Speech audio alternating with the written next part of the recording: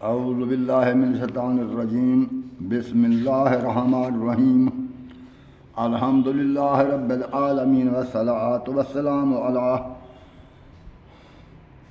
سید الانبیاء والمرسلین وعلی آلہ الطاہرین الطیبین اما بعد فقد قال اللہ تعالی فی القرآن المجید وفرقان الحمید اعوذ باللہ من الشیطان الرجیم بسم اللہ الرحمن الرحیم انما یرید اللہ لیذھب عنکم الرجس واہل البیت ویطہرکم تطہیرا صدق اللہ العلی العظیم وصدق رسولہ النبی الکریم ونحن علی ذلک شاہدین اللہم صلی علی محمد وآل محمد۔ حضرات ناظرین، میں آپ کے سامنے ابن الخیر سید البخشات تسلیم عرض کر رہا ہوں۔ میرے چینل کا نام ہے تفہیمات الحکمت ابن الخیر سید البخشات تسلیم، یہ میرا چینل ہے۔ اور آج 31 اگست 2024 ہے، آج سنیچر ہے، اور میرا واٹس ایپ نمبر ہے 0346 60 0346 66 30 859، اور ایک سادہ فون نمبر ہے 0315 60 96 711۔ اگر کوئی شخص مجھ سے رابطہ کرنا چاہے اور میرا یہ واٹس ایپ نمبر بند ہو تو مجھے سادہ نمبر پر فون کر کے آگاہ کر سکتے ہیں، میں واٹس ایپ پر رابطہ کروں گا انشاءاللہ العزیز۔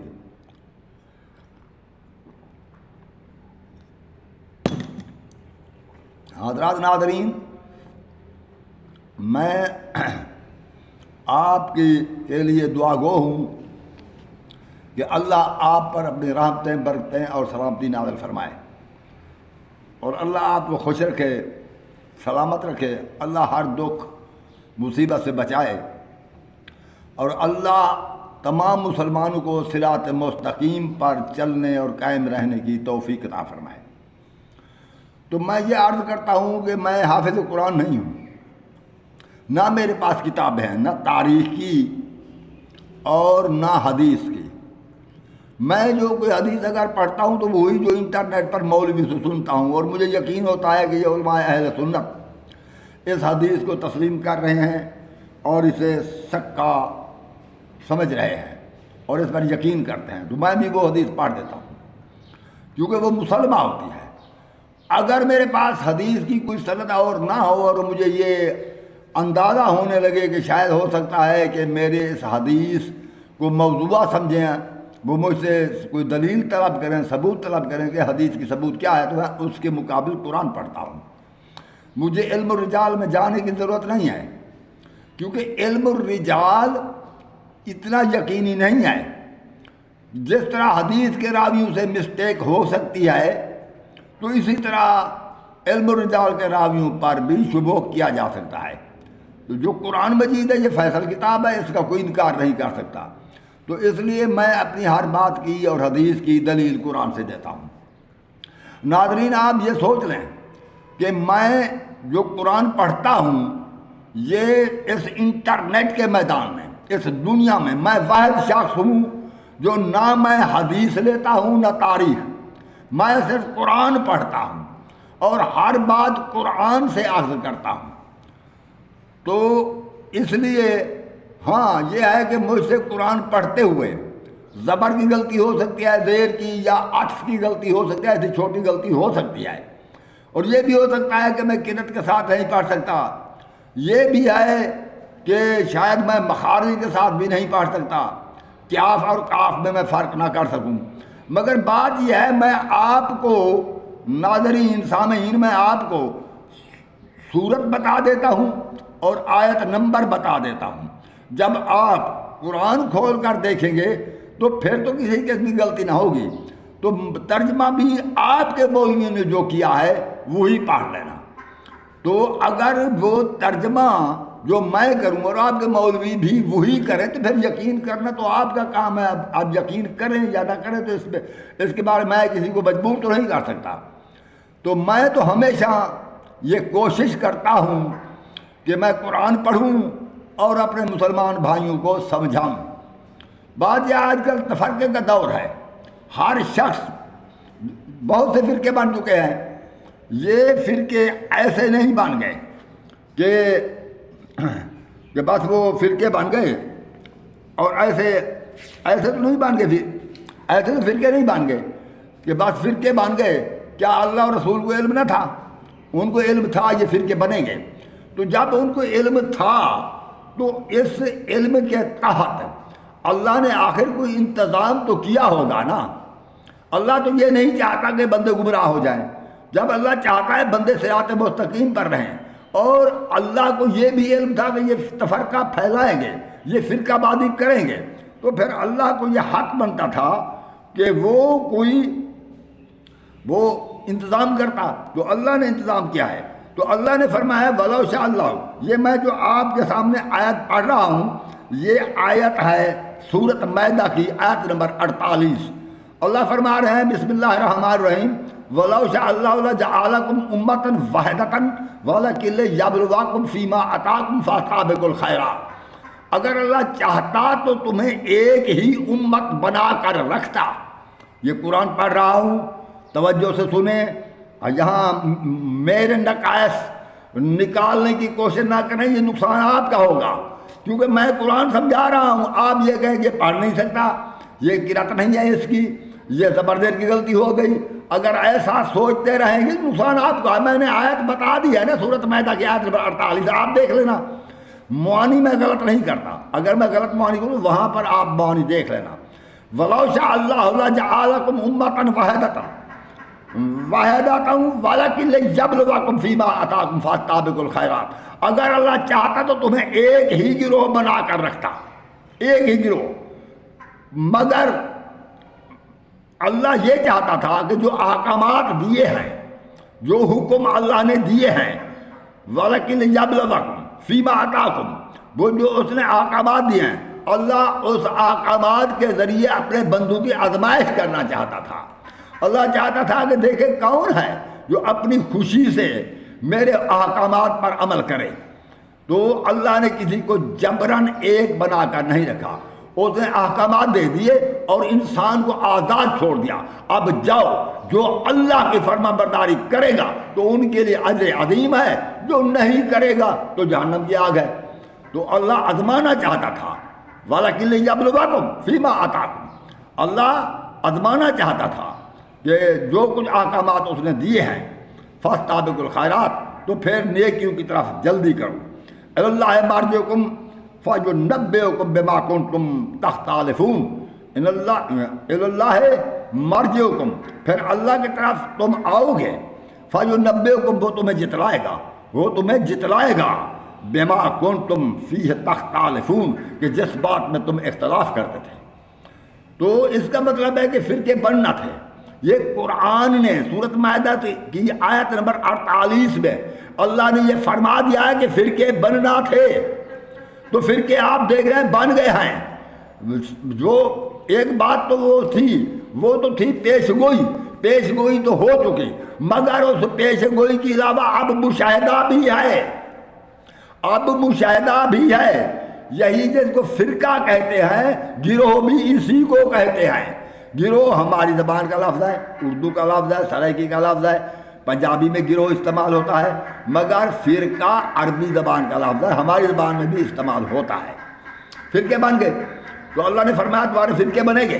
میں چاہتا تو تمہیں جبراً ایک ہی فرقے پر قائم رکھتا, مگر میں جبراً اپنی قدرت سے تمہیں ایک مذہب پر, ایک دین پر, ایک راستے پر قائم میں نہیں رکھنا چاہتا تھا. کیونکہ میں نے آگے جو جنت اور جہنم کا معیار رکھا ہے, جنت بہت بڑی جاگیر ہے, جہاں نہ موت آئے گی, نہ وہاں پر جا کر کوئی بیمار ہوگا, اور نہ وہاں پر کوئی تکلیف ہوگی, نہ وہاں کوئی کام کرنا ہوگا, نہ سردی ہوگی, نہ گرمی ہوگی, نہ نیند آئے گی, نہ تھکاوٹ ہوگی, نہ اونگ آئے گی.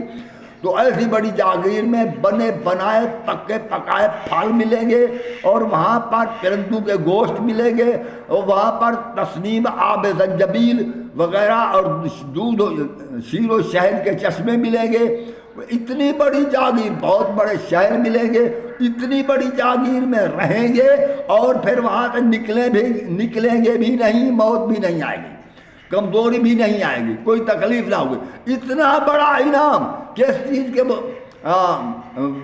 چیز کے بدلے اتنا بڑا انعام اللہ تعالیٰ دے رہے ہیں؟ اس لیے اس چیز کے بدلے دے رہے ہیں کہ میرے احکامات پر تم نے عمل کیا، تم میرے احکامات پر رہے۔ تو آج مولوی ہیں، داڑھی بڑی بڑی ہے، یہ داڑھی سنت ہے، فرض نہیں ہے کہ میں بھی بال اس بار داڑھی بڑھا رہا ہوں، یہ مولوی کو یونیفارم بن گئی ہے۔ اور بھائی خدا کے لیے اللہ نے اتنی بڑی داڑھی کا حکم بھی نہیں دیا، اللہ یہ بھی نہیں چاہتا کہ ہم کلین شیو کر دیں، کیونکہ آخر انہوں نے ہماری جو داڑھی بنائی ہے اس کا کوئی مقصد تو ہے۔ تو اگر ہم اتنی داڑھی رکھ لیں کہ ہمارا چہرے کی جلد چھپ جائے تو مقصد حاصل ہو گیا، یہ نہیں ہے کہ 4 بالش داڑھی ہو۔ تو بہرحال یہ جو ہے داڑھی کوئی ناپ تول نہیں بتائی گئی۔ البتہ کچھ کہتے ہیں کہ سنت تو 4 اگست تھی، رسول کریم کی 4 اگست، اور آپ نے تو 12 اگست رکھی ہوئی ہے، وہ سنت سے بھی آگے چلے گئے۔ خیر بہرحال جو میں بات کر رہا ہوں وہ اس بات کی بات ہے کہ وہ اتنا بڑا انعام ملے گا اس چیز کے بدلے کہ آیا اگر اللہ کے احکامات پر عمل کیا تو یہ انعام ملے گا، اگر اللہ کے احکامات پر عمل نہ کیا، اسے آزاد چھوڑ دیا ہے تاکہ یہ عمل کریں اپنی مرضی سے، اور پھر اپنی مرضی سے، میں جبر نہ کروں، اگر اپنی مرضی سے انہوں نے نیک عمل کیے تو یہ انعام جنت ہوگی۔ تو اگر انہوں نے لوگوں نے اس کو چھوڑ دیا، عمل نہ کیا، تو اللہ کے احکامات پر عمل نہ کیا تو پھر کیا ہوگا؟ سزا ہوگی۔ وہ کیسی سزا ہوگی؟ وہ ایسی جہنم ہوگی جس سے پھر نکلنا بھی نہیں ہے، وہاں پر مرنا بھی نہیں ہے، اور وہاں پر اتنی مصیبت اور ہمیشہ آگ میں جلنا ہوگا۔ تو بھائیو کیوں نہیں ہمارے پاس قرآن ہے، تورات بھی ہے، انجیل بھی ہے، زبور بھی ہے، کتابیں آ چکی ہیں، تو ہمیں چاہیے کہ ہم ان کتابوں پر عمل کریں، ہم انہیں پڑھیں۔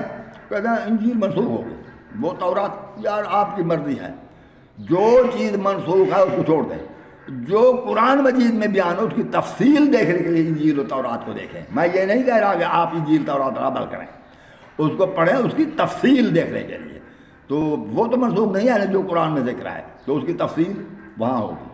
تو بہرحال آپ کی مرضی، بہت کچھ پہنچ چکا، حضور نبی کریم صلی اللہ علیہ وسلم نے ہمیں قرآن دے دیا اور احکامات مل گئے، اب جو عمل کرے گا جنت ملے گی۔ میں ایک حکم کے بارے بیان کرتا ہوں۔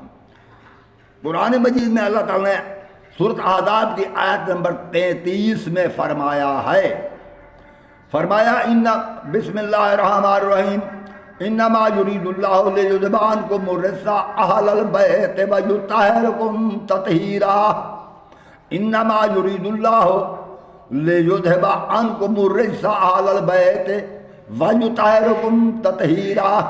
بے شک اللہ نے یہ ارادہ کیا ہوا ہے، اللہ نے یہ ارادہ کر رکھا ہے کہ تم سے دور رکھے ہر قسم کے رجس کو، ہر قسم کی برائی کو تم سے دور رکھے اے اہل بیت، اور تمہیں ایسا پاک رکھے جیسا پاک رکھنے کا حق ہے۔ تو اس آیت جب آ گئی تو اس آیت پر تمام مسلمانوں نے ابتدا سے لے کر حضرت رسول اکرم صلی اللہ علیہ وسلم کے بعد حضرت ابو بکر سے لے کر اور آج کے حضرت مولانا تک، ان سب نے اور امام تک سب نے اگر قرآن پر یقین کرنا ہے تو اہل بیت کو ہر غلطی، ہر گناہ اور ہر ایسا کام جو شریعت میں جائز نہ ہو، اس سے اہل بیت کو پاک سمجھنا چاہیے تھا۔ یہ ایک فرمان ہے اللہ کا کہ یہ پاک ہے، اور اس کی ایک جو چیز کی کوئی علت وجودی ہوتی ہے، یعنی جس طرح وہ چیز وجود میں آتی ہے تو اس کی کوئی علت ہوتی ہے، ہمیں یہ عقل کہتا ہے، عقل۔ اگر ہم نہ سوچیں تو یہ سورۃ اعراف کی آیت نمبر 179 میں اللہ نے فرمایا ہے بسم اللہ الرحمن الرحیم وَلَقَدْ ذَرَأْنَا لِجَهَنَّمَ كَثِيرًا مِنَ الْجِنِّ وَالْإِنسِ لَهُمْ قُلُوبٌ لَا يَفْقَهُونَ بِهَا، ہم نے زیادہ تر جن و انسان جہنم کے لیے پیدا کیا ہے کہ ہم نے ان کو دل دیے تھے وہ سوچتے نہ تھے، سوچنا ہم پر فرض ہے بھائی۔ ایسے مولوی صاحب کی سن کر بس مولوی کے پیچھے چلنا تو گویا مولوی کو نبی کا مقام دے رہے ہو۔ مولوی نبی نہیں ہے، مولوی غلطی کرتا ہے بلکہ غلطی پر غلطی کرتا ہے، غلطی پر غلطی کرتا ہے۔ تو مولوی سے جو بھی مولوی کہ اسے کہو قرآن پڑھو، قرآن سے ثابت کرو، مولوی کا قرآن میں نہیں ہے ہماری فقہ میں ہے، وہ فقہ اپنے گھر رکھو، ہم قرآن پر اعتماد کریں گے۔ کیوں میرے بھائی؟ یہ آپ قرآن کا نام نہیں لے سکتے تو مولوی سے اتنا تو کہہ دیں بھائی قرآن پڑھو، بتاؤ کس آیت میں، کس صورت میں، کس آیت میں اللہ نے یہ فرمایا ہے جو تو کہہ رہا ہے۔ یہ مولوی کا دین نہیں ہے، دین اللہ اور رسول کا ہے۔ تو وہ مولوی صاحب کہتا ہے یہ حدیث ہے، حدیث آ گئی، قرآن کیوں نہیں آیا؟ کیونکہ رسول کریم کے متعلق سورۃ نجم کی آیت نمبر 3 میں اللہ نے فرما دیا ہے وَمَا يَنطِقُ عَنِ الْهَوَىٰ إِنْ هُوَ إِلَّا وَحْيٌ يُوحَىٰ، یہ میرا محبوب اپنی مرضی سے بات نہیں کرتا، یہ وہی کچھ کہتا ہے جو قرآن میں وحی کی گئی ہو۔ تو یہ ساری زندگی رسول کریم باتیں کرتے رہے مگر قرآن کے مطابق بات کرتے تھے۔ تو پھر آج مولوی کیوں کہتا ہے حدیث تو ہے آیت نہیں ہے؟ کیوں؟ اس کا یہ اسی چیز نے مغالطہ ڈالا ہے۔ اسی وجہ سے لوگ فرقے بن گئے ہیں۔ میں قرآن سے بات کر رہا ہوں اور کوئی میرے ساتھ بات کرے تب بھی میں قرآن پڑھوں گا انشاءاللہ العزیز، جو اللہ نے مجھے علم دیا ہے، اور اللہ نے اگر توفیق دی تو میں قرآن پڑھوں گا انشاءاللہ تعالیٰ۔ قرآن کے بغیر میں کوئی بات نہیں کروں گا۔ میں تو قرآن پڑھتا ہوں، آپ کی مرضی۔ ہاں حدیث پڑھوں گا وہ جس کی مطابقت قرآن سے ہو سکے، یا وہ حدیث پڑھوں گا جس کو اہل سنت شیعہ سنی سب برابر قوی اور سکا سمجھتے ہوں، یقین کرتے ہوں، مجھے علم و رجال جاننے کی ضرورت نہیں ہے۔ تو میں نے یہ آیت پڑھی ہے وَلَوْ شَاءَ اللَّهُ لَجَعَلَكُمْ أُمَّةً وَاحِدَةً وَلَكِنْ لِيَبْلُوَكُمْ فِي مَا آتَاكُمْ فَاسْتَبِقُوا الْخَيْرَاتِ، اور اگر اللہ چاہتا تمہیں ایک ہی امت بنا کر رکھتا، تمہیں ایک ہی امت بنا کر رکھتا، مگر اللہ آزمانا چاہتا ہے تمہیں ان احکامات کے ذریعے جو تمہیں احکامات دیے ہیں کہ کون ہے اپنی خوشی سے میرے حکموں پر عمل کرے۔ اب بات یہ ہے اس آیت سے معلومات گروہ تو بننے تھے نا، فرقے بننے تھے۔ اب مشاہدہ بھی ہے ہمارے سامنے، بن بھی گئے ہیں فرقے، کوئی حنبلی ہے، کوئی شافعی ہے، کوئی حنفی ہے، کوئی مالکی ہے، کوئی جعفری ہے، اور کوئی یہ بھی ہے کہ وہ کوئی شیعہ ہے، کوئی سنی ہے، کوئی بریلوی ہے، کوئی دیوبندی ہے، کوئی اہل حدیث ہے، فرقے تو بن گئے ہیں نا۔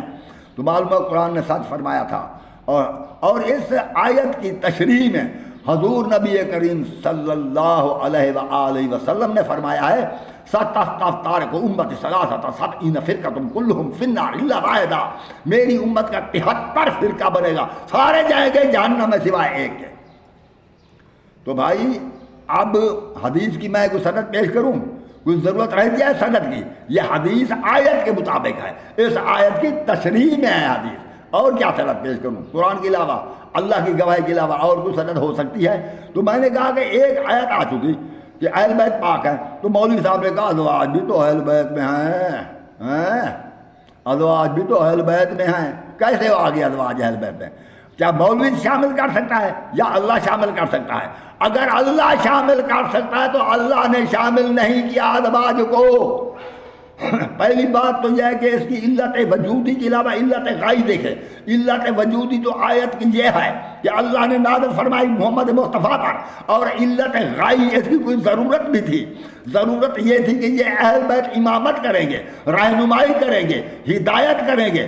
میں امت محمد سے میں اللہ یہ حکم دے دوں کہ انہیں آگاہ کر دوں کہ اہل بیت سے غلطی ہو نہیں سکتی، جو کچھ کہیں اہل بیت اس پر عمل کرنا۔ تو مولوی کہتا ہے کیا ازواج نے امامت کرنا تھی؟ کوئی عورت بھی آج تک نبی یا امام بن کر آئی ہے؟ پہلے تو مولوی صاحب کا یہ دماغ خراب ہے، خواب لڑائی لڑ رہا ہے کہ ازواج شامل ہیں۔ دوسری بات قرآن کے بیان کو دیکھیں، اور میرے بھائی جو قرآن پڑھتے ہو خود مولوی کے پنجے میں گرفتار نہیں ہو تو وہ قرآن پڑھو۔ یہ سورۃ احزاب کی آیت نمبر 33 ہے، اللہ نے فرمایا انما یرید اللہ لیذھب عنکم الرجس اہل البیت ویطہرکم تطہیرا، اور اس میں یہ اہل البیت کے لفظ کو دیکھو، اور اس آیت کے اوپر جہاں ازواج کو خطاب ہے اس میں اللہ نے فرمایا وَقَرْنَ فِي بُيُوتِكُنَّ، اپنے گھروں میں ٹکی رہو، اپنے گھروں میں بیٹھی رہو. وہاں کیا ہے؟ کارنا فی بیوتکن، ایک تو صیغہ جمع مؤنث کا ہے اور آیت تطہیر میں صیغہ جمع مذکر ہے کہ یطہرکم تطہیرا. لیذھب عنکم الرجس، عنکم ہے. اور کلام پاک پر غور کرنے والے ذرا سمجھیں کہ ایک آیت تطہیر میں صیغے جمع مذکر کے ہیں اور ازواج کے ذکر میں صیغے جمع مؤنث کے ہیں. اس کے علاوہ ان کو حکم ہے کارنا فی بیوتکن، بیوت بیوت بیوت جانتے ہو؟ بیوت، بیت کی جمع بیوت ہوتی ہے، بیوت. بیوتکن، اپنے گھروں میں بیٹھی رہو. ان کے گھر زیادہ ہیں، 11 ازواج ہیں رسول کریم کی. وفات کے بعد 11 موجود تھیں. اچھا کوئی کہہ دے نہیں 12 تھی، کوئی کہہ دے گا 22 تھی. او بھائی میرا یہ مطلب نہیں ہے، بہت سی تھی نا. کسی کا جمع آیا کرنا فی بیوتکن، بیوتکن، یہ بیوت. اب اور آیت کے اگر نیچے دیکھیں تو وہاں واذکرن ما یتلی فی بیوتکن، اس کو یاد کرتی رہو جو تمہارے گھر میں تلاوت کیا جاتا ہے، یعنی قرآن پڑھتی رہا کرو، گھر میں بیٹھی رہو قرآن پڑھتی رہو. واذکرن ما یتلی فی بیوتکن، اور اس میں یہ ہے کہ قرآن پڑھتی رہا کرو. میں کسی ازواج میں سے کسی کی تنقیص کر رہا ہوں؟ نہیں کر رہا. آپ دیکھ رہے ہیں نا، میں کوئی تنقیص تو نہیں کر رہا، کسی بی بی کو میں کم کر تو نہیں بتا رہا. میں قرآن کی آیت کی تشریح کر رہا ہوں. جو نہ مانے میں کیا کروں؟ میرا تو مطلب ہے آپ کو قرآن سمجھا دینا. قرآن میں پڑھتا ہوں آج، اور اس انٹرنیٹ کے میدان میں کوئی قرآن نہیں پڑھتا. آپ کی مرضی ہے کہ میرے قرآن کو روکے رکھیں، آگے شیئر نہ کریں. آپ کی مرضی ہے کہ اس پر عمل نہ کریں. آپ کی مرضی ہے کہ اس کام سے سن کر اسے نکال دیں، بس ایسے ترخوا دیں. وہ جیا یہ بھی آتا ہے. میں خدا کی قسم مجھے کچھ نہیں مل رہا، میں قسم اٹھا کر کہہ رہا ہوں مجھے کچھ نہیں مل رہا. میں تو خود پیسے خرچ کر کے اپنی جیب سے یہ انٹرنیٹ کا وہ میں بیلنس ڈالتا ہوں اس میں، اور تقریر کر کے میں آپ کی طرف اپلوڈ کرتا ہوں. مجھے تو کچھ نہیں مل رہا. میں صرف آپ کی ہدایت کے لیے یہ کر رہا ہوں. مرضی آپ کی، اب آپ کی مرضی ہے. تو ایسے وہاں ازواج کے ذکر میں کارنا فی بیوتکن، اپنے گھروں میں بیٹھی رہو. بیوتکن بیوت، وہاں لفظ بیت کی جمع ہے بیوت. بیت ایک گھر کو کہتے ہیں عربی میں، بیوت زیادہ گھروں کو کہتے ہیں. اور ادھر آیت میں انما یرید اللہ لیذھب عنکم الرجس اہل البیت، یہاں ایک گھر کے اہل البیت ہے. اگر یہاں یوں ہوتا انما یرید اللہ، جس طرح کے ازواج کا ذکر چلا آ رہا تھا، یہاں یوں ہوتا انما یرید اللہ لیذھب عنکم الرجس اہل البیوت، اہل البیوت ہوتا، اہل البیوت وَيُطَہِّرُکُمْ تَطْہِیرًا. یقیناً میں سمجھ ازواج شامل ہے. جب بیوت نہیں ہے، یہاں بیت ہے، ایک گھر کی ذکر ہو رہا ہے، وہ فاطمہ الزہرا کا گھر ہے. تم کیوں اپنے اوپر اللہ کا قہر نازل کرنا چاہتے ہو کہ قرآن کی تعویل غلط کرتے ہو؟ اندھی عقیدت کے طور پر زبردستی ازواج کو پاک کر رہے ہو. نہیں، صرف یہ اہل بیت پاک ہے. اب اللہ کی گواہی آ گئی کہ اہل بیت پاک ہے، ان سے کوئی غلطی ہو نہیں سکتی، ان سے کوئی غلطی ہو نہیں سکتی. میں اللہ نے، یعنی خود اللہ فرما رہے ہیں کہ اللہ نے ارادہ کیا ہوا ہے کہ اللہ نے ارادہ کیا ہوا ہے کہ ہر قسم کے رجس کو اہل بیت سے دور رکھے اور ایسا پاک رکھے تمہیں اہل بیت جیسے پاک رکھنے کا حق ہے. اب یہ آیت آ گئی، جو اس آیت پر ایمان نہ رکھے. اور اب کوئی اہل بیت کے متعلق، اہل بیت میں کون شامل ہیں؟ جن کو رسول کریم نے چادر میں لپیٹ کر دکھا دیا. حضرت علی علیہ السلام، حضرت فاطمہ الزہرا صلوات اللہ وسلام اللہ علیہا، حضرات حسنین شریفین علیہ السلام، اور خود رسول کریم چادر میں تھے. یہ اہل بیت ہے، یہ 5 اہل بیت ہے. اس لیے ہم ان کو 5 تن پاک کہتے ہیں. 5 پاک، یہ 5 تن پاک ہیں. پاک مولوی کی طرح ہم کہتے ہیں سارے پاک ہیں. اگر سارے پاک تھے تو رسول کیا کرنے آئے تھے؟ سارے تو پاک نہ تھے، ان کو تو پاک رسول نے کیا، وہ تو کفر و شرک میں مبتلا تھے. تو میں پاک کہتے رہو، اور وہ بھی پاک ہوئے، تزکیہ ہوا. یہ آیت ہے آل عمران کی آیت نمبر 164. دیکھ لینا کہ اللہ فرما رہے ہیں لَقَدْ مَنَّ اللَّهُ عَلَى الْمُؤْمِنِينَ إِذْ بَعَثَ فِيهِمْ رَسُولًا مِّنْ أَنفُسِهِمْ يَتْلُو عَلَيْهِمْ آيَاتِهِ وَيُزَكِّيهِمْ وَيُعَلِّمُهُمُ الْكِتَابَ وَالْحِكْمَةَ وَإِنْ كَانُوا مِنْ قَبْلُ لَفِي ضَلَالٍ مُّبِينٍ. احسان اللہ کا ہے مومنین پر کہ انہی سے ایک کو رسول بنا کر ان کی طرف بھیجا، وہ ان پر اللہ کی آیاتیں پڑھتا ہے اور کتاب و حکمت کی تعلیم دیتا ہے۔ اس سے پہلے سارے گمراہ تھے، جو گمراہ تھے وہ پاک نہیں ہے، ان کا تزکیہ ہوا ہے، وہ متزکی ہو گئے ہیں، مزکی رسول ہے۔ تو مولوی تو قرآن کے بغیر کہتا ہے، میں کہتا ہوں سارے پاک ہے، تو قرآن کے بغیر کہتا ہے۔ اچھا، تو یہ جب ہم نے یقین کر لیا کہ اب یہ اہل بیت رسول کریم، تو ویسے رسول ہر شخص یقین رکھتا ہے کہ وہ تو پاک ہے، تو اب اہل بیت کے متعلق بات آ گئی کہ علی بھی پاک، کس طرح پاک؟ جیسے رسول پاک، فاطمہ الزہرا پاک، کیسے پاک؟ جیسے رسول پاک، حسنین پاک، کیسے پاک؟ جیسے رسول پاک۔ یعنی رسول کا عہدہ نبوت ہے، معصوم وہ بھی ہے، پہلا عہدہ عصمت ہوتا ہے، عصمت و طہارت۔ تو عصمت و طہارت میں جیسے حضرت عیسیٰ کا عہدہ رسالت ہے، نبوت ہے، مگر پہلا عہدہ اس کا بھی عصمت ہے، تو اللہ نے فرما دیا مل مسیح ابن مریم الا رسول، مسیح ابن مریم اور تو کچھ نہیں، وہ بھی رسول تھے۔ وَأُمُّهُ صدیقہ، اس کی ماں صدیقہ تھی، تو ماں صدیقہ ہوگی نا، یعنی وہ بھی ہر غلطی سے پاک ہو گئی۔ تو طہارت میں برابر، جیسے کہ قرآن مجید کی آیت نمبر سورت آل عمران کی آیت نمبر 42 میں اللہ نے فرمایا ہے وَإِذْ قَالَتِ الْمَلَائِكَةُ يَا مَرْيَمُ إِنَّ اللَّهَ اصْطَفَاكِ وَطَهَّرَكِ وَاصْطَفَاكِ عَلَىٰ نِسَاءِ الْعَالَمِينَ۔ اور عصمت میں یہ بھی عیسیٰ کے برابر، مگر وہ نبی اور رسول، یہ نبی اور رسول نہیں، کیونکہ عورت ہے، اگر عورت نہ ہوتی تو یہ بھی رسول ہوتی۔ ہاں، مگر عورت ہے، اسے تبلیغ کا حکم نہیں ہے، اسے آگے کارنا فی بیوتکم، گھروں میں بیٹھ گئی، تو اس لیے یہ گھر میں بیٹھی رہی، مگر معصومہ ہے، یہ تسلیم کرنا ہوگا، ورنہ تو قرآن پر یقین نہیں۔ بی بی معصومہ ہے، بی بی مریم معصومہ ہے، تو طاہرہ ہے، تو اسی طرح اہل بیت طاہر و معصوم من الخطا ہے، قرآن فرما رہا ہے۔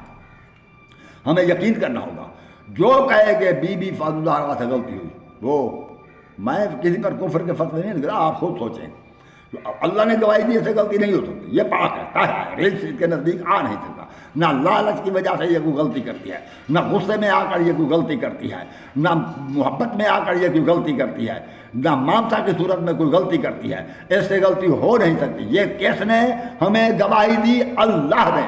اگر ہم اس گواہی پر قائم نہ رہیں، اللہ کی اس گواہی کو سچا نہ سمجھیں، تو پھر ہم نے کیا سمجھا؟ پھر ہم نے گویا اللہ کو ہی نہیں مانا، پھر ہم نے قرآن کو نہیں مانا۔ یہ انکار قرآن کا ہے کہ ہم اگر بی بی کو خطا پر سمجھے تو یہ انکار قرآن کا ہے۔ تو اسی طرح بی بی سے غلطی نہیں ہو سکتی، حضرت علی علیہ السلام سے غلطی نہیں ہو سکتی، حسنین شریفین سے غلطی نہیں ہو سکتی۔ اب اس بات پر یہ تو سوچا جائے کہ بی بی نے ایسا کیوں کیا، اس میں کیا حکمت تھی، یہ نہ سوچا جائے بی بی نے ایسا کیوں کیا، بی بی سے غلطی ہو گئی، یہ نہ سوچا جائے کہ حضرت علی نے ایسا کیوں کیا، اس سے غلطی ہو گئی، یہ نہ سوچا جائے کہ امام حسین نے ایسا کیوں کیا، جب کہ صاحب یوں کہتے رہے، وہ کہتے رہے، وہ کیوں نہ اس نے کہنا نہ مانا، یہ شاید امام حسین سے غلطی ہو گئی۔ جو ایسا کہے گا اس کا اللہ اور قرآن پر یقین نہیں ہے، ایسے نہ سوچو، یہ معصوم الخطا ہیں، ان سے کسی کی غلطی ہو نہیں سکتی۔ تو پھر اور اب میں دیکھتا ہوں کہ جس وقت حضرت فاطمہ الزہرا صدق طلب کرنے کے لیے حضرت ابو بکر کے پاس گئی، میں کسی کا دل تو نہیں دکھا رہا، میں اللہ مجھے ایسی زبان نہ دے، میں کوشش کرتا ہوں، میرے اہل سنت بھائی میرے بھائی ہیں، کہ میں ان بھائیوں کو قرآن سمجھا رہا ہوں، اور میں بھائیوں کی بھلائی چاہتا ہوں، میں بھائیوں سے جھگڑا نہیں چاہتا۔ میرے بھائی، میرے اہل سنت بھائی ناراض نہ ہونا، آپ خود سوچ لینا، نہیں تو مجھے جواب دے دینا، میں کیا کروں، وائس کال کر دینا یا تقریر میں کچھ بیان کر دینا۔ بی بی گئی کہ صدق میرا ہے، حضرت ابو بکر کہتے ہیں کہ یہ صدق تیرا نہیں، کیونکہ نبیوں کا وارث کوئی نہیں ہوتا۔ میں حضرت ابو بکر کو سچا سمجھوں، نبیوں کا وارث کوئی نہیں ہوتا، کیا تو بی بی کیوں گئی؟ اس سے غلطی ہوئی نا، جب اس کا صدق تھا ہی نہیں تو وہ کیوں گئی طلب کرنے کے لیے؟ اور پھر حضرت علی علیہ السلام بھی غلطی پر رہے، اس نے بھی نہ روکا، وہ خود بھی گئے کہ میں گواہ ہوں، پھر ان سب سے غلطی ہو گئی، حسنین بھی گواہ، ان سب سے غلطی ہو گئی۔ یعنی پھر وہ آیت کدھر جائے کہ یہ ان سے غلطی نہیں ہو سکتی، وہ آیت کا کیا کروں، مجھے یہ تو بتائیں، آیت کدھر جائے؟ اگر آیت پر یقین رکھے تو بی بی سے غلطی نہیں ہو سکتی، مرضی آپ کی۔ اور اسی طرح حضرت علی علیہ السلام حکومت پر آئے تو حضرت علی علیہ السلام پر قتل عثمان کا کیس بنا دیا گیا کہ یہی تو ہے جس نے حضرت عثمان کو قتل کرایا، ہم اس کا بدلہ لیں گے۔ علی کے مقابلے میں جو جائے، اللہ گواہی دے رہا ہے انما یرید اللہ لیذہب عنکم الرجس اہل البیت ویطہرکم تطہیرا، اہل بیت سے غلطی نہیں ہو سکتی۔ اور وہ لشکر لے کر جا رہے ہیں، علی سے جنگ کریں گے، کیوں؟ یہ قتل عثمان میں شامل ہے، یا یہ ہے کہ قتل عثمان میں اگر شامل نہیں تو یہ انتقام کیوں نہیں لیتا؟ علی کے پاس کوئی کیس نہیں لایا گیا، اور وہ قتل عثمان کا دعویٰ بھی وہ کر رہے ہیں جن کا کوئی عثمان سے رشتہ نہ تھا، گئے جنگ کی 13,000 آدمی قتل ہوئے۔ اب علی علیہ السلام غلطی پر مانے، کیا اللہ کی یہ گواہی تھوڑی تھی کہ علی سے غلطی نہیں ہو سکتی؟ اگر علی علیہ السلام نے عثمان کو قتل کر دیا ہوتا خود اپنی تلوار سے، وہ جائز کیا ہوتا۔ ہم کہتے جائز کیا ہے، ٹھیک ہے، غلط نہیں ہے، کیوں؟ اس لیے کہ اللہ نے گواہی دیا علی سے غلطی نہیں ہو سکتی۔ اگر حضرت علی نے کسی کو حکم دیا ہوتا کہ جاؤ عثمان کو قتل کر دو تو ہم کہتے ٹھیک کیا ہے، کیونکہ علی سے غلطی نہیں ہو سکتی، ہم مسلمان ہیں، ہم قرآن پڑھ چکے ہیں، ہمارا ایمان قرآن پر ہے، اللہ پر، اللہ کے رسول پر ہے، علی سے غلطی نہیں ہو سکتی۔ ہم کہتے ہیں ٹھیک کیا ہے۔ اگر علی علیہ السلام عثمان کے قاتل کو پکڑ کر چھوڑ دیتے اور کہتے کہ یہ حق بجانب تھے تو ہم کہتے علی نے فیصلہ ٹھیک کیا ہے، کیونکہ ہمارا قرآن پر ایمان ہے، اللہ پر ایمان ہے، اللہ کے رسول پر ایمان ہے کہ علی سے غلطی نہیں ہو سکتی۔ علی اہل بیت میں سے ہے۔ اور پھر جنگ صفین میں علی کے مقابلے میں معاویہ آیا، جنگ لڑے اور جنگ ہوئی، 80,000 آدمی قتل ہو گئے۔ تو پھر وہ کیا ہے، یہ موازنہ تھا۔ کون سا موازنہ تھا؟ علی تو پاک تھے، علی تو طاہر تھے، علی تو اطہر تھے، علی مومن رسول تھے، علی قریبی رسول تھے، علی تو ہر غلطی سے پاک تھے۔ علی قرآن کے ساتھ تھے، قرآن علی کے ساتھ تھا، علی حق کے ساتھ تھے، حق علی کے ساتھ تھا، غلطی کون سی رہے گی؟ کیا رسول کریم نہیں سمجھایا تھا؟ کیا اللہ نے قرآن میں آیت نازل نہیں فرمائی تھی؟ یا وہ لوگ جو علی سے لڑ رہے تھے ان کا قرآن پر یقین نہیں تھا؟ وہ پھر کہتا ہے جی جو تھوڑی بہت غلطی ہو گئی، تھوڑی سی مسٹیک ہو گئی کہ 80,000 آدمی قتل ہو گیا۔ بس 1 سال تک جنگ جاری، پھر سمجھ بھی آ گیا تھا معاویہ کو کہ شاید ہو سکتا ہے مجھ سے غلطی ہوئی ہو۔ تو 1 سال کے بعد سمجھ بھی آ گئی۔ سبحان اللہ، واہ تمہارے عقل۔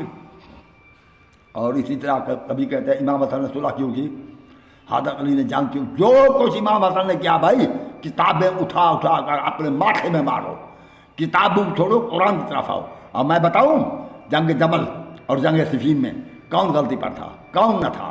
یہ 3 پارہ دل کا رسول فضل اللہ باز، یہ آیت شروع سے پڑھے، اسی آیت کا یہ حصہ پڑھ رہا ہوں۔ وَلَوْ شَاءَ اللَّهُ مَا اقْتَتَلَ الَّذِينَ مِن بَعْدِ مَا جَاءَتْهُمُ الْبَيِّنَاتُ وَلَكِنِ اخْتَلَفُوا فَمِنْهُم مَّنْ آمَنَ وَمِنْهُم مَّنْ كَفَرَ۔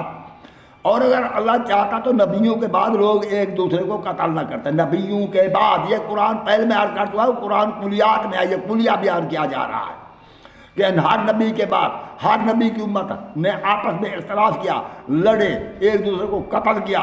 اللہ فرماتا ہے اگر اللہ چاہتا تو یہ ایسا اختلاف کر کے ایک دوسرے کو قتل نہ کرتے، مگر انہوں نے نبیوں کے بعد اختلاف کیا، وَلَكِنِ اخْتَلَفُوا، اور لیکن اختلاف کیا۔